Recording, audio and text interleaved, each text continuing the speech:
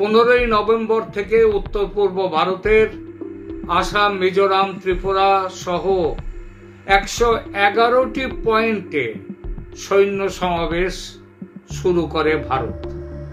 কাজটা খেপে খেপে এবং নিঃশব্দে করেছিল। জানা যাচ্ছে এই 35,000 সেনা স্বাভাবিক যে সেনা থাকে ওখানে তার চেয়ে তার অতিরিক্ত, এটা অ্যাডিশনাল। সেনা কখনো খালি হাতে যায় না, হালকা থেকে মাঝারি অস্ত্রশস্ত্র নিয়েই যায় তারা। তবে এর বাইরে মোটামুটি ভারী অস্ত্র যেগুলো যুদ্ধের প্রয়োজনে ব্যবহার হয় সেই ধরনের বেশ কিছু অস্ত্র মোতায়েন করেছে ভারত। এরকমই একটি অস্ত্র, তার নাম বলি, সেটা হচ্ছে পিনাক। পিনাক বা বলা হয় পিনাকা মিসাইল। পিনাকা মিসাইল হলো ভারতের একটি multi barrel rocket launcher system. এটি defence research and development organisation, ভারতের যে ডিআরডিও, তারা তৈরি করেছে ভারতীয় সেনাবাহিনীর জন্য। পিনাকা মিসাইলের বৈশিষ্ট্য হলো BM-21 গ্রেড এর মতো হওয়ায় একে ভারতের গ্র্যান্ড মিসাইল সিস্টেমও বলা হয়। এরকম 6000 মিসাইল বাংলাদেশের অভিমুখে ফিট করে রাখা হয়ে গেছে ভারতে। সিলেটে বাংলাদেশের যে ক্যান্টনমেন্ট আছে সেই অবধি পৌঁছবার ক্ষমতা এই মিসাইল রাখে। ভারত মোতায়েন রেখেছে M777, M777 হাউইটজার কামান। এই কামানটি হলো হাউইটজার শ্রেণীর একটি ব্রিটিশ টোয়েট 155 মিলিমিটার আর্টিলারি পিস।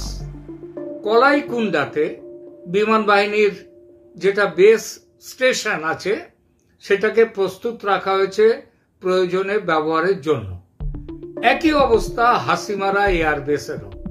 এখানে ফ্রান্স থেকে কেনা 2টো রাফাল বিমান তৈরি আছে সবসময়।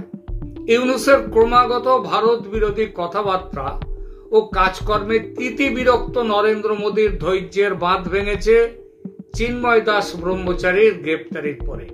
বিষয়টি নিয়ে পার্লামেন্টে আলোচনা হয়েছে এবং ভারতের সমস্ত রাজনৈতিক দল ভারত সরকারকে প্রয়োজনীয় ব্যবস্থা নেয়ার, যাকে বলে ফ্রি হ্যান্ড, সেটা দিয়েছে। অর্থাৎ 28শে নভেম্বর রাতে নরেন্দ্র মোদী মিটিং করেছেন বিদেশ মন্ত্রী জয়শঙ্কর ও জাতীয় সুরক্ষা উপদেষ্টা অজিত ডোভালের সঙ্গে, এবং তারপরই হাওয়া যে গরম হয়েছে সেটা মালুম হচ্ছে। কিন্তু বড় প্রশ্ন, সৈন্য ও সমরাস্ত্র মোতায়েন করে ঠিক কি করতে চায় ভারত? ভয় যে মোল্লা ইউনূস পেয়েছে তার প্রমাণ বিদেশ সচিব পর্যায়ে খুব জরুরি একটা মিটিং করার প্রস্তাব তারা দিয়েছে, আর্জি পাঠিয়েছে। ভারত সে আর্জির জবাব দেয়নি, এখন সম্ভবত দেবেও না। বাংলাদেশের তো বিশেষ কোনো জায়গায় জঙ্গিরা নেই, বাংলাদেশের তো সব জায়গায় জঙ্গিরা ছড়িয়ে আছে। তাহলে বিশেষ কোনো জায়গায় স্ট্রাইকটা হবে কি করে? আমার মনে হয় ভারতের স্ট্রাইক হবে বাংলাদেশের সেনা ছাউনির কয়েকটার উপর। তাতে যেমন কোমর ভেঙে দেওয়া যাবে সরকারের এবং সরকারের সমর্থক সেনাবাহিনীর, তেমন জনগণের হতাহত হওয়াটাও ঘটবে না। কিছু যে একটা হবে সেটা নিশ্চিত। যেটাই হোক, ট্রাম্প সাহেবের গদিতে বসার আগে এটা হবে সেমিফাইনাল। আসল ফাইনাল তো পরে হবে, যখন এই ইউনূস সরকারের পতন ঘটিয়ে আবার নিয়ে আসা হবে কাকে? আপনারা ঠিক করুন কাকে নিয়ে আসবার কথা বলবেন।